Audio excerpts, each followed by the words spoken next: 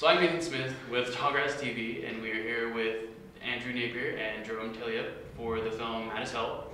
And if you would just tell us what role you guys had in the production. Well, Mad as Hell is a documentary that I've worked on for the past about 5 years. I directed it, produced it, shot a lot of it, edited it, and I was very lucky to have a few good people to work on it with me, but it was a very, very small team that did it. For the first 4 years or so, I was sort of on my own. And then I was lucky to get some people like Jerome, another editor, and some of our friends to help collaborate with me to finish it. So I came into Mad as Hell pretty late in the process, although I know Andrew for a few years through a number of other films. Andrew asked if I wanted to come in as executive producer and sort of help post-supervise. I'm a colorist by sort of specialization, and I've worked on other projects with Andrew, and so... He's kind of a post-god. That's the technical title. Post-dog. Post-dog. So I was able to help sort of corral a team together for post, including a colorist that I really like, Chris Ramey, that ultimately did the grading. Great sound mixer, Gene Park, that's right. Yeah, it was a good group. I mean, this film, as well as a couple of others that Andrew and myself are associated with, are sort of a group of the usual suspects, frequent collaborators, friends that have gone from one film to another. He post-supervised and colored a lot of my other films, and for this we sort of traded off, and he EP'd Mad as Hell, my doc, and he actually has a really amazing documentary in the works called Bounce, How the Ball Taught the World to Play. Hopefully that might be playing here next year. We're still finishing it up. So I'm EPing that, and that's something that he directed, produced, and shot over how many years so far? About three and a half. All over the world. It's following the ball as the ball's development through the world, as it kind of taught cultures how to play, and the development of ball and games. It's really fantastic film. I'm excited about it. I'm glad I waved your vote of confidence. He's in editing hell right now. Yeah. I'm very familiar with the stage he's in. It's the stage where, I mean, I don't want to speak for you, but at least with my other movies, it's the stage where you're getting, you've been editing so long that you're just exhausted, and you just it's like after doing a marathon, it's like the last mile, and it's like the hardest part to just kind of bring it home. And it's the phase where you want to never look at the film again. At least that's how I feel. And for me, what really helped was being able to work in a lot of other people's films, take time off mine, work on somebody else's film, because normally what you need is a much longer period of time to kind of get your objectivity back. But if you work on a different person's film, like I've been doing over the past few years, producing different friends' movies, you can just work on their film for a day or two or a week, or go back and forth, and you can come back to your film with a much fresher eyes and more objectivity in much less time, because you've taken your brain and you've focused on something completely different. And I mean, speaking for myself, working on Mad as Hell for 5 years, I would have jumped off a building if I didn't, and set the hard drives on fire if I did not, if I was just working on that for 5 years straight. Thankfully, I was able to work on a lot of other films and go back and forth. And that kind of thing is kind of fresh for me. Okay, so tell us what Mad as Hell is about. Mad as Hell is a film about Cenk Uygur and his show called The Young Turks. The Young Turks is a very, very popular online show, predominantly on YouTube. They now currently get over 100 million views a month. And the film sort of tells Cenk's story from him as a child having this dream of being a national talk show host, and ultimately not being able to get what he wanted, so he started something that really hadn't been done before in his time, which was start doing his show online. And I came on board and actually worked for them for a few years when we were getting on YouTube and starting to get a little more popular. And I thought he was just such a fascinating, sort of larger-than-life character. And so I started filming behind the scenes every day, thinking just his story up to right then was pretty interesting. I didn't know if it would be a movie or a series or just a web thing, but I just felt like I had to be filming him. And we got really lucky, and some really incredible stuff happened. Keith Olbermann left MSNBC, opening up this time slot, and suddenly Cenk, due to his success online and due to their cult following, was able to get that 6 o'clock time slot. And suddenly he goes from YouTube to being a national TV host. Except on YouTube, there's no rules, there's no boundaries. You can act how you want, you can tell the truth, you can get as passionate as you want, and that's what people really responded to with him. But that doesn't really work. He didn't really fit into old school media's box. So he was getting great ratings, but the higher ups and ultimately you find out people in the government weren't happy with what he was saying. And then some interesting things happened from there. And I just happened to be lucky to be filming all along and kind of captured this kind of American dream story that sort of turns into a look into media and politics in America. So how long were you gathering footage in total before you began cutting the movie? Well, I probably 3 years straight of shooting, 2.5, 3 years straight of shooting without any editing. And then I actually started editing, and I thought the film was done. But then while I was editing, all this stuff just kept happening. Stuff with MSNBC, stuff with Current TV, stuff on YouTube, him launching Wolfpack. All these things kept on happening. The story wasn't over. So as I was editing, I kept filming. And I actually was filming just a month or so before the world premiere at Hot Docs in Toronto. The film was almost all edited, but we needed some additional footage. Some new stuff had happened with the Young Turks. So we were shooting right up to the end, right up until locking picture. It was crazy. And then after that, I said, no more shooting, done. I don't care what happens with the Young Turks. This is it. It's the end of the movie. But I'm happy I did continue, because if you see the movie, you'll know it kind of comes full circle, and it's a much more satisfying and interesting ending than where I may have if I had stopped filming sooner. When did you guys initially premiere the film? It was last year's Hot Docs Film Festival in Toronto. When was that? When was that? Spring? March? Sure, that sounds right. I think it was March. Yeah, probably. I was actually there. Yeah. It was fun. It was great because that festival is only documentaries. And so there was this real sense of camaraderie with all the filmmakers, because every filmmaker knew what the other one had gone through. They all had spent 3, 4, 5 years on their project, blood, sweat, and tears, making no money, and there was just this. It was fun. It was fun to have that mutual respect for everybody, just knowing what everyone went through. Not to say that narratives aren't hard or you put blood, sweat, and tears into them. It's just it's different. You're you're on your own, and more or less, and you're on it for a much longer period of time with much less support. It was fun, and it was great response. Can you tell us a little bit what it was like stepping into the project after having so much footage having been shot? Yeah, it was.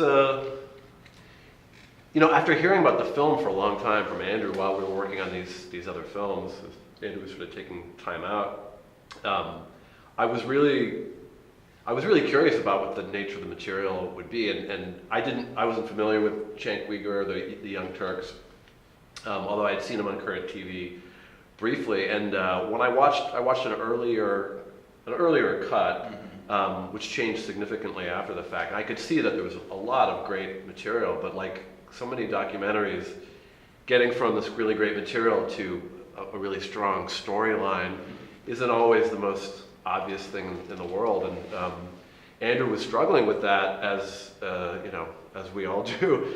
And I helped give notes along with some other people, but didn't really come into the edit all that much. But really, where I came in really was in terms of helping put together what needed to be done in the finish. Post is something that I think a lot of filmmakers take for granted when they're starting out to shoot. They don't think about budgeting for it or the time it would take. I think a lot of filmmakers either are go into it with not enough money or certainly not enough time.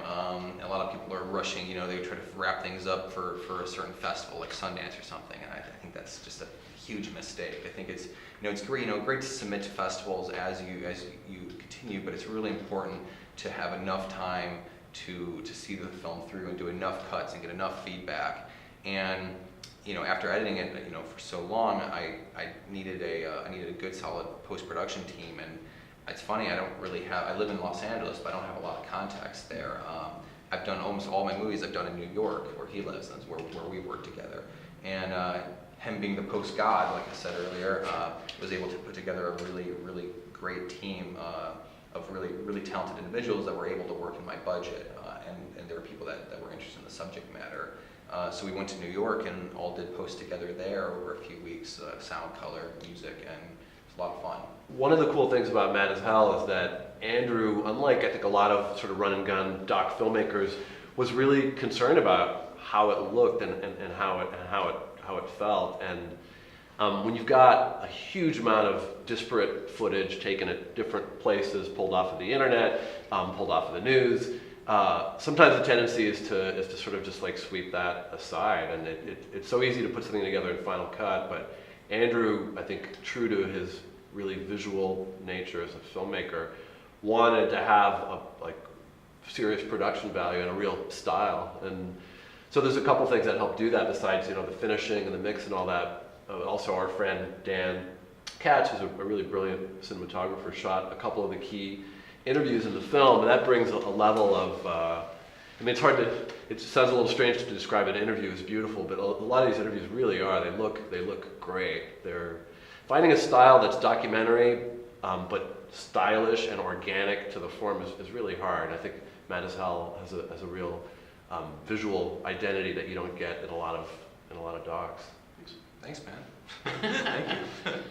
So what sort of impact has the film had since you guys have premiered and began moving around festivals? Well, it's only played at Hot Docs and now Tallgrass. Normally with most films I work on or do, we really push hard with festivals, and we and that's really important. And I love film festivals. And one of the big reasons is film festivals help you reach an audience that you otherwise would not be able to get. It helps get people to see your film when you don't have a fan base, as most films don't when they're being made. I was very lucky and fortunate with this movie. The Young Turks has a really large following. So therefore, my film has sort of a built-in fan base already. And so after Hot Docs, we got distribution with Oscilloscope Laboratories and Gather Films. And Oscilloscope will be releasing on all platforms in February. And what we're doing right now with Gather Films is we're doing what's called theatrical on demand, which is sort of a new model where we have this map on our website where fans can go and see if there's any screenings, theatrical showings near them. If there are not, they can easily request a screening to be set up in their town. And then all they have to do is sort of gather enough people in that town to pre-order and reserve tickets. It's like Kickstarter. Nobody gets charged until enough people order tickets. And then the screening tips and happens, and Gather goes and puts it in the real theater, DCP, full theater experience. And we just launched that last week, and we have 85 screenings already posted all over the country, and I think another 200 requests in just the first few days. 85! I had no idea that was that many. And so we have to make sure they all happen. We have to make sure that each one gets enough people to make the screening happen. But it's looking good so far. And so in this case, I haven't been really hitting the festivals hard because we already have that fan base, and we can benefit off of that. But I love film festivals. I love going to them, and it is still important to me in Mad as Hell because one of my main goals is to get the film out there to people that are non-fans of TOT, to people that aren't aware of TOT's existence. And so yeah, it's important to me that the fans like the movie, and then I'm very happy and fortunate that they're there to support it, and that there's an audience that wants to see it. That's huge. But the goal after that is to try to get it out there to people that aren't fans. And we were here in Tallgrass, just an example, we had a bunch of people show up at the screening the other night who had never heard of the Young Turks, and they responded very well to the film. That makes me really proud. I'm really happy about that. When somebody that either doesn't like the Young Turks or just hasn't heard of them still likes the movie. That's important to me. So we've covered a little bit as far as where Mad as Hell is going in the future, but what is up next for you guys? First? Well, I've been working on this documentary Bounce for the last 2 or 3 years that Andrew is executive producing. Several of the people associated with these other films are also involved in this. Dan Katz, DP on Mad as Hell and Before I Disappear and Curfew. and Grandma's Not yeah. a Toaster. We kind of have a nice little family that we all kind of work on each other's movies, which has been really fun. And we've been able to also kind of support each other on these different movies. Yeah. Bounce is the next big thing. I'm excited. Yeah, so that's what's kind of up next. We hope to have it done spring of next year. Then there's some other movies coming down the pipe. Dan's working on a movie in India, 2 movies in India right now. I went to India a couple months ago to shoot more of Bounce with Dan and met the filmmaker that he's working with now, and also I'll be working with them. They're going to come to New York for the finish on that. And so Those are projects you're going to be post-supervising and coloring? Yeah, Oh, that's cool. both films, and I'll probably be producing the third one. Oh, that's great. As well. Yeah, That's awesome. Yeah, I got to tell you more about that. Yeah, well, we still have to catch up. Yeah. For me, I'm sort of at an interesting place because counting Mad as Hell, I've done about 6 feature films in the past 2 years. And they're all almost done, or they're all basically done. Mad as Hell's with the exception of Bounce, which we'll be working on over the next few months. Mad as Hell is sort of my last big project that I've done over the past couple of years. And the film's done, and really what's ahead of me, other than Bounce, is just sort of finishing the distribution process, making sure it all goes well. And then after that, for the first time in 5 years, I've lived in LA for 5 years now, for the first time I will not have a major film to work on, which feels weird, but I'm also really excited about it because what I want to do is write and direct a narrative scripted feature next year. So as soon as these projects are done and out there, I would like to do some traveling and write something and then direct it. I don't know yet what it'll be. So it's a little scary, but also exciting because I just, for the past 5 years of my life, I've not known what it's like to not have a project, So we'll see what happens. I don't know. I might get really depressed and just disappear in Vietnam or something. I don't know. Maybe I'll come out with a good script, though. We'll see. Maybe not. Well, so switching gears a little bit, let's talk about Before I Disappear. So tell us about Before I Disappear. Tell us about what the movie's about. So we were really lucky. We both worked on a short film a few years ago called Curfew. I produced it, and our good friend Sean Christensen wrote, directed, and starred in it. And he brought us on to help him with the short. We made that, and it was funny. It was just like, I saw it. Sean may have had more grand plans with it. He probably did. He's kind of like always 12 steps ahead in his chess game of life. I feel like, and I admire that. But I was having a blast working on the film, producing it. It's the first time I had not directed a movie and was producing something for a friend, and so that was new for me. And little did we know that the film became very successful, and we got very lucky with that movie and won the Academy Award 2 years ago. 2 years, yeah. 2 years ago. And then after that, we were able to get financing to make the short film Curfew into a feature. And that is what Before I Disappear is. It's the feature version of Curfew, and it was fun. I got to sort of be a part of the script process with Sean and his other producers, and it was fun to see the script go from the short to the feature. I was on set in New York helping out a bit, and then I edited the first version, the first cut of the movie, basically the first cut of the assembly. So, and this was sort of the first time that I had edited all of my own films, but I had never really kind of edited a feature solely for someone else.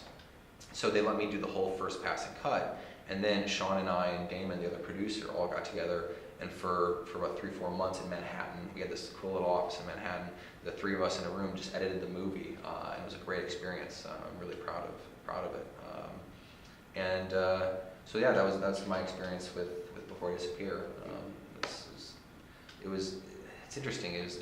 I don't look at it almost as 2 separate films. I look at it as one whole big project, and that way. And yeah, it's sort of it was satisfying, after it played at South by Southwest and won the Audience Award. It played at the Venice Film Festival, and it's being released by IFC in just a couple weeks, I think. And it was really satisfying. It feels like this whole sort of story, is kind of wrapping up and coming to a conclusion from the short to the feature.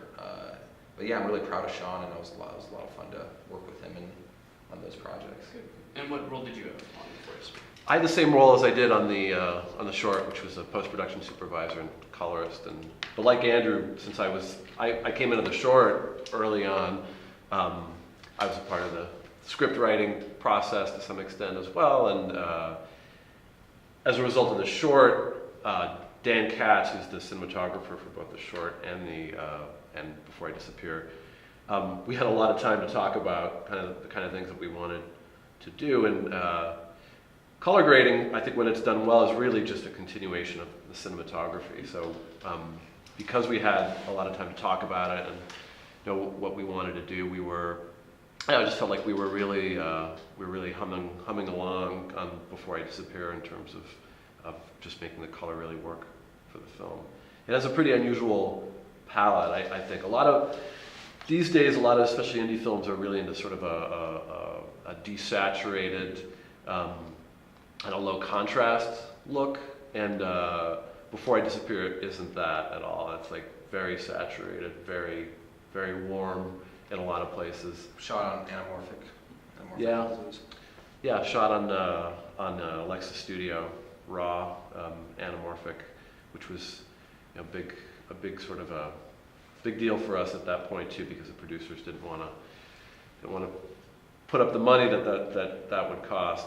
In any case, we were able to, because we had sort of conceived of this from beginning to end, and I was really able to sort of like control the post process. We were able to save quite a bit of money and do some things that would have only been done on a film, a much bigger budget film. It's interesting. Color, like editing, is two things that don't really get praised because if people notice it, then you probably didn't do a good job. Right. Two things where both with editing and color, if no one says anything, if no one really notices or thinks about it, then we've kind of done our job right. I feel like.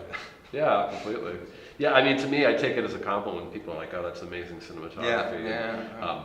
And we always joke with our cinematographer Dan that it's, of course, he's doing the lion's share of the creative work, but it really doesn't work. It doesn't hold up without good editing and good color grading. Can you tell us a little bit about the storyline of Before I Disappear? No.